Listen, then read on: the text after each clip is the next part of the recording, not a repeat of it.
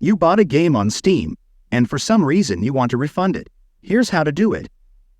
Open up Steam, and up here, click on Help, and then on Steam Support.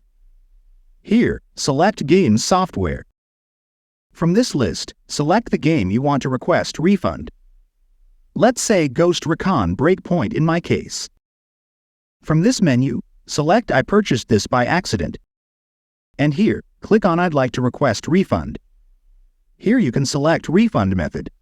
I will select refund to my Steam wallet. You can click here, next to reason. And from drop-down menu, you can select the reason why you are requesting this refund. You can also add some notes if you want. And when you are all done, click on Submit Request.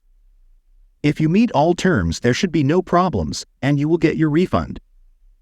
Be aware that the Steam refund offer, within 2 weeks of purchase and with less than 2 hours of playtime, applies to games and software applications on the Steam store.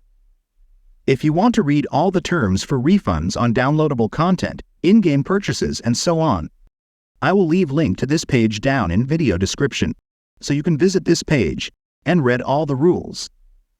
And with this, we came to the end of this video.